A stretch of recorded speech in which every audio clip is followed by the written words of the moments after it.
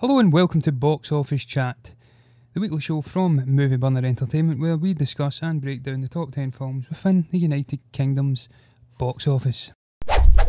This is for the weekend October 5th to 7th, and sadly I am flying solo this week for all of the Movie Burner shows because Stephen is away on holiday to the Canary Islands. I'm left to hold the fort, and hopefully I will do a decent enough job without boring everyone to tears. It'll be a little bit one-dimensional compared to the usual fare that we're putting out. There'll not be much debating because it's just coming from me. But in at number 1 this week is Venom. It's obviously the 2018 Venom. I don't know why they've got it in brackets 2018. I didn't realise there was another Venom release. Maybe it was an animated one. But it's obviously Sony Studios, and it's opened to £5.6 million. Total gross £8 million because it did open on a Wednesday and just previews and stuff like that. This is shown in 867 theatres, and I have to say that is a very impressive opening weekend indeed for the much maligned Sony release, the much maligned beginning to the Sony Marvel universe. I say much maligned because you go into Rotten Tomatoes and it's got a 30% critics rating. Top critics just 18%. Meanwhile, the audience score is showing something remarkably different. 89% rating from the audience. That equates to 4.3 out of 5. The critics are giving it just 4 out of 10. So there's a disconnect there, a rather large disconnect. 26, nearly 27,000 user ratings incidentally, and there has been a lot of talk of some foul play in regards to the user rating, and perhaps this is bots, Russian bots and all other sorts of nonsense flying around. Mixing with this score and trying to push it up and make it look more favourable than it is. I don't believe that at all. I just think there's a disconnect, much like The Last Jedi and several other films that we've seen over our time doing Box Office Chat. We've even seen it with the Nun. Middling reviews from the critics, slightly better from the audience, and it done well at the box office. We've seen it countless times before. My personal opinion on this film, I actually thoroughly enjoyed it. I didn't think it was as bad as the critics are making out. I've said it time and again. Top critics, they've got their own distinct tastes, type of films that they will like, that they will give a favourable review to, and they've got films that they won't, and this is certainly one of them. Why that's the case, I don't know, you'd have to ask them. I'm not a top critic, sadly, but I thought it was a great start to the Sony cinematic universe. Was it an outstanding film by any means? No, it wasn't. I would have gave it a solid 3.5 out of 5. It was a very solid action flick. Very much a film of two halves though. The opening half very much focusing on Eddie Brock's fairly mundane life prior to meeting the symbiotic creature that is Venom. Focusing on his journalistic gung-ho reporting style, the Eddie Brock show. How his life is going prior to this chance meeting with this alien creature. And I have to say the opening half wasn't the best. It was a little bit mundane, it was a little bit flat. Something about Tom Hardy's accent was a little bit off-putting and a bit grating to me. Clearly not an American guy, and you can tell with the accent it doesn't sound right. And I don't know, there was a moment as well that this line kept going through the film, have a nice life or something like that, and it confused me. I heard it twice in quick succession when he gets fired, and then after he has his interview ended by Riz Ahmed's Carlton Drake, aka Wright. It really starts a downward spiral for the Eddie Brock character and how he meets this alien symbiote. He gets forced to interview Carlton Drake, owner of this big pharmaceutical pioneering company, very much reminiscent of a cinematic Elon Musk. He's a man that's projecting noble themes, got a noble cause of trying to help cancer victims and stuff like that. But it does turn out he has ulterior motives, which Eddie Brock does expose in his short interview. He gets kicked out, the interview gets ended, he gets fired. And his life just goes to shit after that. He splits up with Michelle Williams' character, Anne Wayne, his partner, soon-to-be wife. Sadly doesn't work out that way. And then it goes absolutely crazy. He ends up meeting an employee of Drake's, becomes acquainted with the symbiotic alien Venom. Turns out he's a good match. They synthesise together. And then we just see it going absolutely mental for the second half of the film, which I actually enjoyed quite a bit. I thought it was tremendous. The action was slick. Some amazing visuals, some not so amazing visuals, and it was quick paced, frenetic, and a thoroughly enjoyable experience. Although I have to say the villain of Carlton Drake, played by Riz Ahmed, no offence to Riz Ahmed, good actor, does his best here, but it just falls a little bit flat for me, and that's always the danger with these type of films. With you planning out a villainous cinematic universe, you are going to encounter this time and again having a suitable villain to offset the main villain of the film, in this case Venom. Really liked the interactions between Eddie Brock and Venom. They were very humorous. And I like Tom Hardy's performance. I've said it time and again, I'm a big fan of Tom Hardy. Was willing this film to be a success just for him, although I had slight trepidations because I didn't want it doing so well that Sony would take Spider-Man back over to their universe from Marvel. And sadly, with it doing so well on its opening weekend, and in fact doing well worldwide, currently sitting at $378.1 million off of a $100 million production budget, chances are Sony may well take the character back. But all in all, I thoroughly enjoyed it. I thought it was a decent introduction to this character. It's opened it up for a sequel. We will have a sequel, and I thought it was a good, fun start to this Sony villain universe. But we're going to move on to number 2, and it's A Star Is Born from Warner Brothers, grossing £4.1 million. Also, its total gross is £4.1 million. It's an opening weekend, and it's shown in 526 theatres. This was another one I went to see, and I thoroughly enjoyed it. I was looking forward to it. A lot of buzz surrounding this film about the performance of Bradley Cooper and Lady Gaga. I don't know whether it is based off the original Judy Garland film from a number of years back, but I thoroughly enjoyed this as well. I don't know if it's going to be the best musical related film this year, because by all accounts Bohemian Rhapsody, which is due to release in the next few weeks, is getting a hell of a lot of buzz as well, and apparently Rami Malek has done a magnificent job in portraying Freddie Mercury in his very interesting career in life as the frontman of Queen. That is getting a lot of Oscar buzz as well. Is it going to steal the spotlight from this? It's got its work cut out for it, because I thoroughly enjoyed this. 2 hours and 16 minutes long, and it absolutely flew in from start to finish.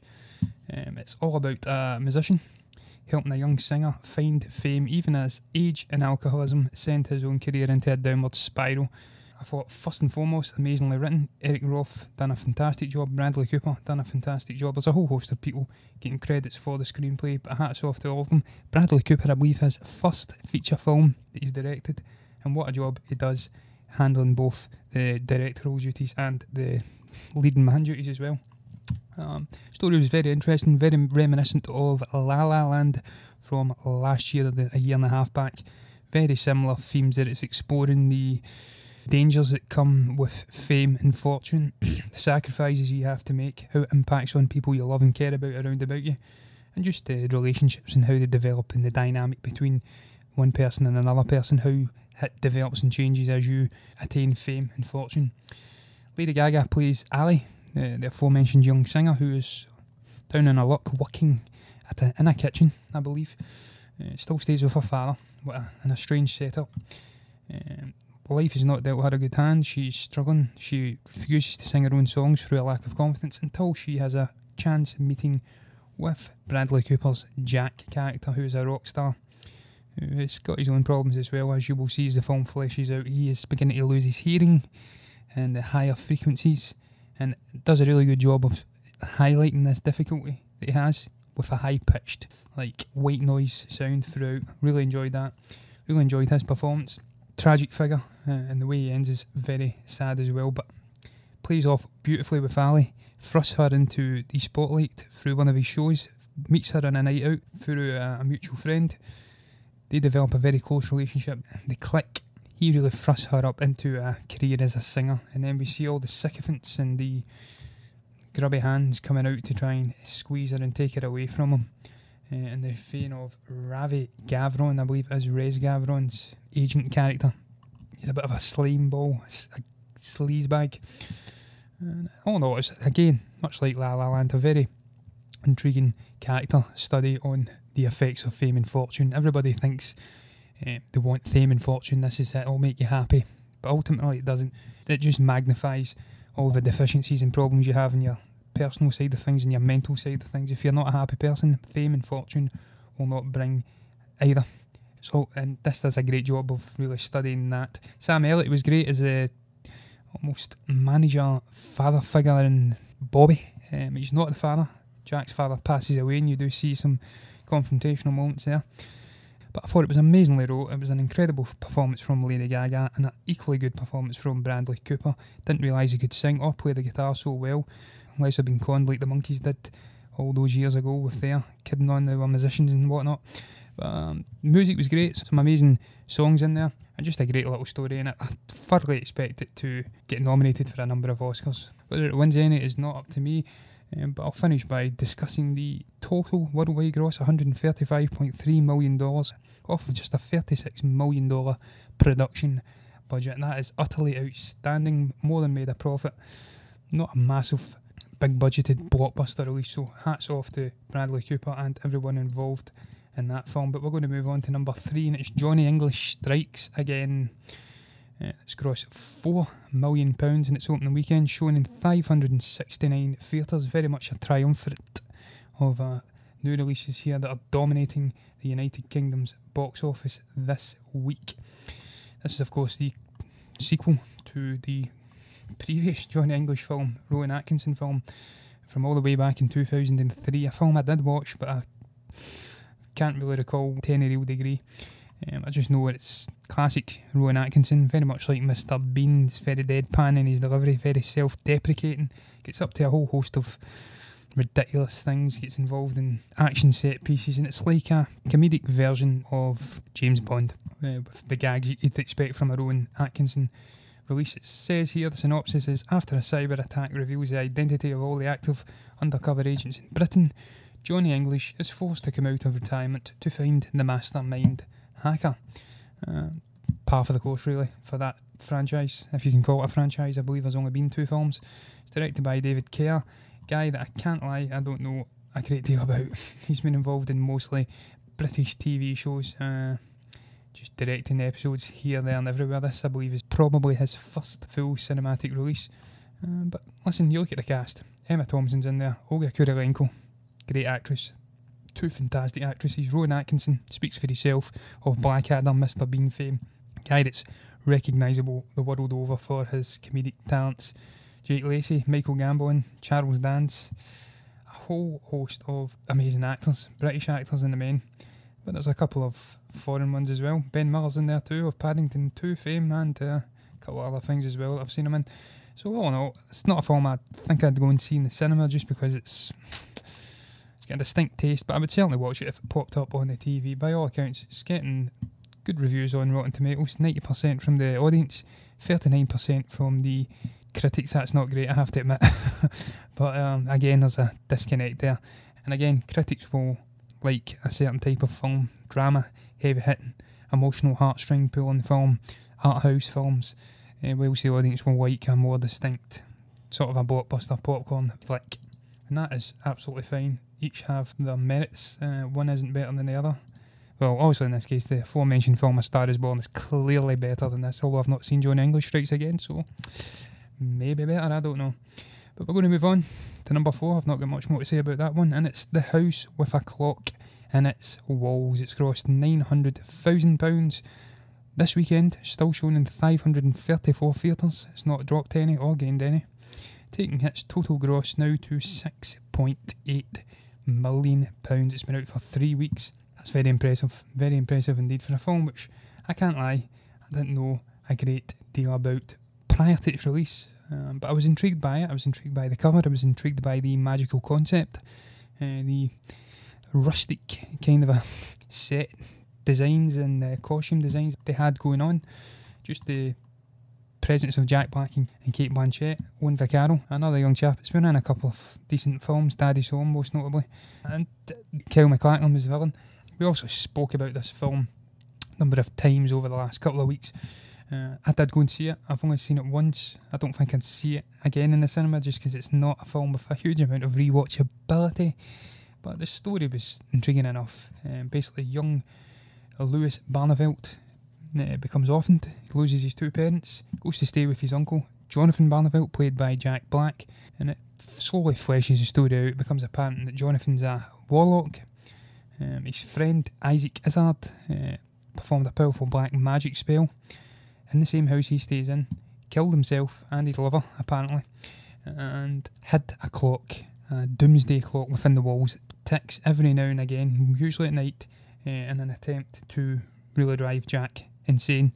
That's all we get at the start, but Eli Roth, I felt, did a great job of slowly drip feeding the information out until we finally become reintroduced to a revived, very much not dead Isaac Hazard. It's got a great blend of fantasy, familial, comedic themes in here, but it also introduces some real dark moments and horror themes as well, which is not a surprise for anyone who is a fan of or has seen The Hostel or any other horror-based Eli Roth films. This is a man that came from horror. And we have discussed this, me and Stephen, in previous weeks, how children have been leaving theatres hysterical. And indeed, this is a 12A over here, PG in the United States. So with that in mind, very impressive that the film has went on and grossed £6.8 million after 3 weeks with a 12A rating. Not a very wide demographic for a film which has been criticised for being a little bit muddled in who it's really been projected at. Clear children themes, clear early Harry Potter promotion going on with the cover, but then it's dark enough later on in the film with mannequin dolls and strange stained glass windows changing to reflect hangings and whatnot. It's dark enough in that vein that it would scare younger members of the audience to such an extent where I could imagine they were crying. But all in all, I thoroughly enjoyed it. I thought it was a great film for what it was. It was a solid little film. It had amazing music. The score was great. It had a really good magical theme to it. I liked the visuals in the main, although towards the end they did go downhill a little bit. The CG with Isaac Hazard in particular was a bit crap. Total worldwide gross now sitting at $101.8 million off of just $42 million of a production budget. So you'd have to say it's, taking into account promotion and the cuts theatres have taken, that's probably just about broke even and making inroads into making a profit. But I thoroughly enjoyed it and it deserves its grossing, I can't argue with that. But I'm going to move on to number 5, and it's Night School, another Universal release, I believe. £854,000 for this weekend, down 46.2% after 2 weeks, still showing in 445 theatres, and its total gross is now sitting at £3.2 million. I've not been to see this one. I think I said last week I wasn't going to go and see it, just purely because it's not my type of thing. I went to see, I believe, Fist Fight. It might have been earlier this year. A similar concept, school setting. It was a comedy, and it was a bit meh. So I've gotten quite enough of some meh comedic releases this year. And it's Kevin Hart. Kevin Hart has wrote it alongside Harry Ratchford. It's directed by Malcolm D. Lee, and it's about a group of troublemakers being forced to attend night school in the hope that they'll pass the GED exam to finish high school. It's got a decent cast, not an outstanding cast by any means. Kevin Hart is probably the main pull here, although Tiffany Haddish is bizarrely getting top billing. I don't know why, but she is. And all in all, ain't going to go and see it. I'm not got much more to say about it. A drop of 46% is alarming for this film, and I do imagine it will maybe start dipping down. Certainly when you look at some of the new releases still to come out, the likes of Halloween, First Man, already out. I've actually went and seen it, but just the nature of this show means that you're always a week behind because we are really slow at releasing box office breakdowns over here. It's not like the United States, sadly, where you do have a good idea of what's coming in at 1, 2, 3, 4, 5 and the numbers and stuff a couple of days in advance. But listen, total worldwide gross, $75.2 million, $29 million budget. I mean, I've not seen a huge amount of promotion. I would imagine they would have known this isn't a film that's going to set the header alight at the box office, and I'm sure they would have budgeted accordingly to make sure it at least breaks even. But I am going to move on to the next film, and it's A Simple Favour at number 6. A Lionsgate release, grossed £484,000, dropped 51.4%, still showing in 429 theatres, although it has dropped 101, and its total gross is now sitting at a fairly decent £4.47 million after 3 weeks. This is, of course, the Paul Feig directed, Jessica Sharzer written, and Anna Kendrick and Blake Lively, Henry Golding starred film. It's about Stephanie, a single mother with a parenting vlog, befriending Emily, a secretive upper-class woman who has a child at the same elementary school. When Emily goes missing, Stephanie takes it upon herself to investigate. This, again, is a comedy crime drama. It seems like it's a notch, at least a couple of notches above the aforementioned Night School, but all in all, again, it's not a film I'm think I would go and watch. There's so much coming out now. There's a lot of competition, and there's better films in the cinema, to be quite frank. Although it's doing well in terms of ratings, 7.2 out of 10 on IMDb, off of 21,000 ratings, 79% audience score on Rotten Tomatoes, 85% from the critics and 80% from the top critics. So, in fairness to it, it's getting good critical feedback, and its box office performance in the United Kingdom is quite frankly outstanding. And you take into account its total worldwide gross, which is sitting at $83 million, and take into account the fact that its budget was only $20 million, although that is estimated. And what you find is that is a remarkable picture getting painted. It's more than made a profit, you would have thought. And for a film of its size, it's not a big budget release by any means. You have to say hats off to Mr. Feige and all involved, because they've got a winner there. And hats off to Lionsgate too. But I'm going to move on to number 7, and it's Crazy Rich Asians, another Warner Brother release. They're dominating the box office this week. It's grossed £281,000 this weekend, down a fairly hefty 75.2%. It's shown in just 272 theatres again, dropping 270, and it's now sitting at a total gross of £5.4 million just 4 weeks in. Now, this again was another film I went to see. It was a comedy romance. I says it wasn't my cup of tea, but purely because of the reviews and the critical response, I would go along and watch it. And I have to say, I'm glad I did go along and watch it, because I got some fun out of this film. All Asian cast, I believe the first in 20 odd years I'd heard on the radio. It's a contemporary romantic comedy, as I did say, based on a global bestseller, and it follows a native New Yorker, Rachel Shue, to Singapore to meet her boyfriend's family. It's a simple concept. It follows all of the classic rom-com tropes. You're not going to be surprised here by what's happening, but it's intelligent in its implementation. The comedy is quite good in the main, and the main characters, Rachel Shue, played by Constance Wu, and Nick Young, played by Henry Golding, are intriguing, likeable characters that you do become invested in as the story expands out, and are supported in the main by some pretty decent to very good ensemble performances from Michelle Yeoh, Eleanor Young, who is Nick Young's mother. Bit of a bitch, not at all happy with the relationship her son is getting involved in with a economics lecturer from New York. She's quite racist. She wants him to go with a traditional, proper Chinese lady. And there's just a whole host of craziness in here. It's a big rich family who have came down from China, the mainland, established in Singapore for 100 years. They're property developers. They're insanely rich, and as the title will say, Crazy Rich Asians, they are absolutely crazy. There's a lot of snipe and sycophants surrounding them, and it's just a classic love story with some great comedy and some really nice implementation of music as well. Thoroughly deserving of its performance here. It's not blown the box office away, but for what it is, I think it's done very well. And when you look at its worldwide grossing, $228.3 million off of a $30 million budget, that is very impressive, creeping up to $250 million. Incredible performance for Warner Brothers, incredible performance for everyone involved, in particular John M. Chu, a guy I can't lie, I don't know much about. I don't know any of his previous films, apart from maybe G.I. Joe Retaliation, which wasn't great, let's be honest. It's certainly not a film that grossed nearly $250 million, but hats off to him. Very good critical response and a very good box office performance here, there and everywhere. But I'm moving on to number 8, a film which isn't getting good critical response but is doing very well at the box office. Bit of a conundrum, and it's The Nun, another Warner Brothers release. This one has grossed £243,000 for this weekend, again dropping 76%, and that is absolutely gargantuan. And it's dropped 205 theatres as well, showing in 285 theatres. Its total gross is now sitting at just shy of £11.1 million 5 weeks into its run. That is a remarkable performance for the Corin Hardy directed horror film, which is of course a bridging off of the Conjuring series or franchise, Conjuring 1 and 2.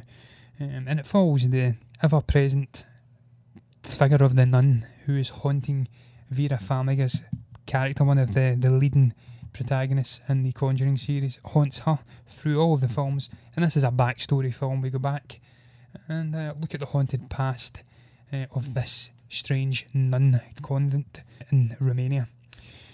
there's a malevolent force that's attacking this convent, and it becomes apparent that some figure, I believe it was the Duke, conjured up this demonic entity, which takes the shape of various different things. All in all, this was a very disappointing film for me. I was very much looking forward to it. I thought the promotion was quite intelligent. It pushed the film into the minds of everyone who was a fan of The Conjuring. Really heavily emphasised on the nun in all of the promotion, and yet when you get to the film, she is very much missing from the vast majority of the story. In the first 3/4 of the film, she pops up maybe once, and it does that strange It thing where you take a very intriguing and scary antagonist and you completely butcher it, water it down by having all these various different hideous creatures stepping in its place. This demonic entity taking the form of zombies and an ancient Mother Superior cracking her neck. And what we get is we don't get the nun until the very later stages, and even then the scares they weren't great. They were cheap parlour tricks, I've described them as, for a number of weeks, emphasised very much on a booming soundtrack, and it was just a disappointing, poorly written story. It was muddled and went nowhere. Performances, Damien Belcher was okay as Father Burke for what he had, but it was very much focused on Vera Farmiga's sister, Tessa Farmiga, playing Sister Irene, the young nun who hadn't yet taken her vows, and how she really had to confront the craziness going on there alongside Burke. Total worldwide gross, $359 million off of a $22 million budget. So look, you say what you want about the film in terms of cinematic experiences and scares and how disappointing the writing was, but you cannot argue with that box office performance, although I still believe firmly that is mostly down to its connection with The Conjuring, and that they will not get away with releasing a film of a similar standard in terms of a sequel, which is clear they're going to have. They're opening it up to a sequel. They'll have to up the game dramatically to get another performance like this, I feel, in the second iteration of The Nun. But to be fair to them, that's what you do. If you've got a franchise which is excellent like The Conjuring, and you want to release something connected to it, then that's just what you do. You connect it to one with an established fan base and see how it goes. But I digress. I'm going to move on to number 9, and it is The Wife, grossing £228,000 for the weekend, showing in just 130 theatres, and its total gross is now sitting at £924,000 after 2 weeks. I have to say, I am very surprised that this film is still in the box office, the top 10 of the box office, 2 weeks in, but must have something going for it. It certainly has an acting legend in Glenn Close in there, and it has Christian Slater as well. I have not went to see it because it's not my cup of tea. The premise sounds boring and turgid to me. It's about a wife questioning her life decisions after travelling to Stockholm with her husband, where he is slated to receive a Nobel Prize for Literature.